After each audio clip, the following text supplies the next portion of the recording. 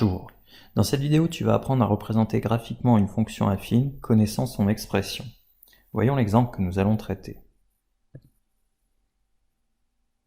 Alors ici nous avons trois fonctions affines, la fonction f définie par f de x égale 2x plus 1, la fonction g définie par g de x égale moins 3x moins 2, et la fonction h définie par h de x égale moins 4x plus 3. Le but est de représenter ces fonctions affines dans le repère fourni. Ici, il s'agit bien de fonctions affines, puisque pour chacune de ces expressions, elle est bien du type ax plus b, avec a et b des noms qui sont donnés. Donc par exemple, pour l'expression de la fonction f, a est égal à 2, b est égal à 1. Pour la fonction g, a est égal à moins 3, b est égal à moins 2. Pour la fonction h, a est égal à moins 4, b est égal à plus 3. Alors la première chose à savoir lorsqu'on veut représenter des fonctions affines, c'est que nécessairement les représentations graphiques seront des droites. Et comme pour définir des droites, il suffit d'avoir deux points, il faut chercher les coordonnées de deux points appartenant à la représentation graphique appartenant à la droite. Pour cela, nous cherchons l'image de certains nombres. Commençons par déterminer l'image de 0 par la fonction f de 0. Pour cela, il suffit de remplacer x par 0 dans l'expression de f de x, qui donne 2 fois 0, plus 1. Nous effectuons les calculs en respectant les priorités, donc priorité à multiplication.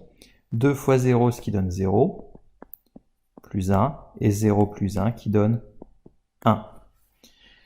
Nous avons donc trouvé que l'image de 0 par la fonction f est égale à 1, ce qui se traduit graphiquement par le fait que la droite qui va représenter la fonction affine f passe par le point de coordonnées 0, 1. Donc je repère ce point-là, c'est ici, et donc nécessairement la droite qui représente la fonction f va passer à cet endroit-là. Je cherche maintenant l'image d'un autre point. Donc f de 1.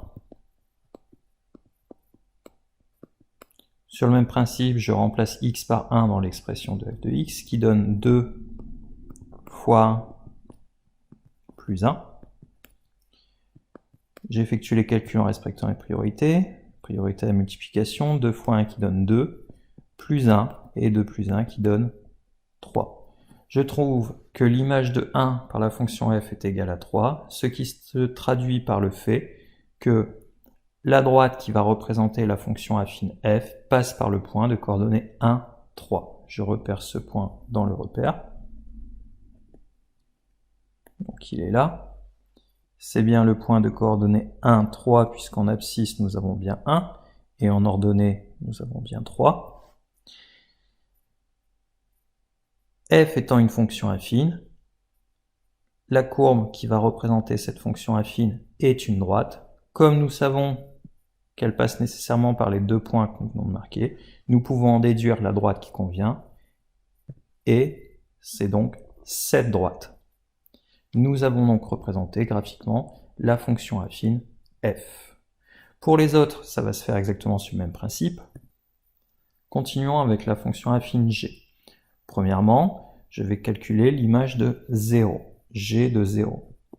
g de 0, je remplace x par 0 dans l'expression de g de x, moins 3 fois 0, moins 2. Moins 3 fois 0, ce qui donne 0, moins 2, et donc 0 moins 2, résultat final, moins 2. L'image de 0 par la fonction g est égale à moins 2, ce qui se traduit par le fait que la droite qui va représenter la fonction affine g passe par le point de coordonnées 0, moins 2.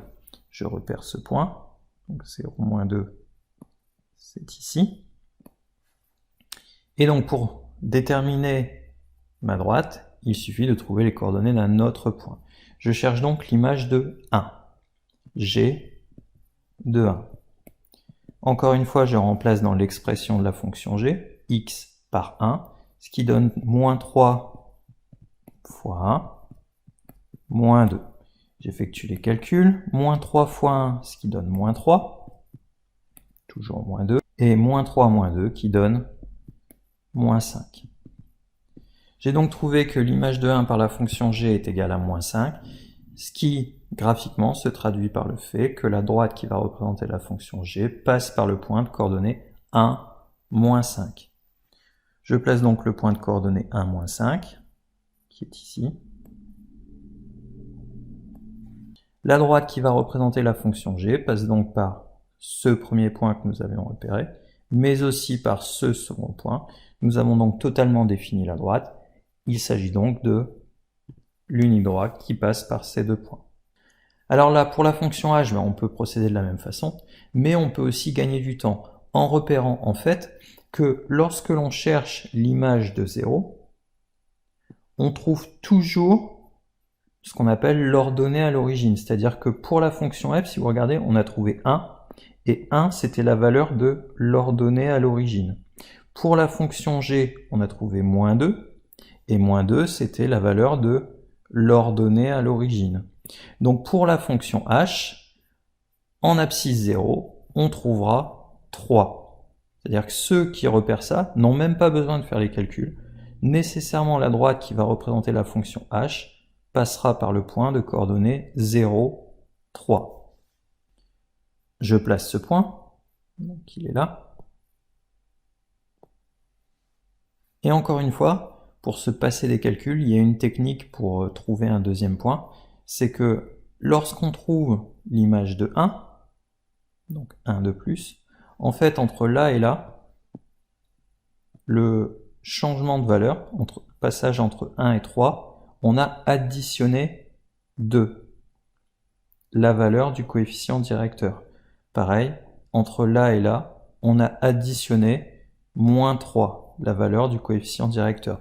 Graphiquement, qu'est-ce que ça veut dire? Ça veut dire que si j'avance d'une unité en abscisse, en ordonnée, je devrais me déplacer de A. Comme pour la fonction f, j'avançais de 1, je me déplaçais de plus 2 en ordonnée, puisque le coefficient directeur était égal à 2. Pour la fonction g, quand j'avançais de 1, je me déplaçais de moins 3 en ordonnée. Donc pour la fonction h, le coefficient directeur est égal à moins 4. Donc cela veut dire que lorsque je pars de ce point, si j'avance de 1, je dois ensuite descendre de 4. Ce qui fait que je passe ici, au point de coordonnées 1, moins 1. Donc je repère ce point, le point de coordonnées 1, moins 1. Et donc toujours de la même façon, la fonction h étant une fonction affine, pour laquelle j'ai déterminé deux points qui appartiennent à cette représentation graphique, j'ai alors défini la droite qui va représenter cette fonction affine. Et donc la droite qui convient est celle-ci. Voilà. Donc nous avons vu deux techniques pour représenter les fonctions affines. Donc la technique par calcul, et la technique qu'on peut en déduire de là, à partir de l'utilisation de l'ordonnée à l'origine et du coefficient directeur. Vous procédez comme vous voulez, l'important c'est de réussir à tracer ces représentations graphiques. Voilà, cette séquence est maintenant terminée.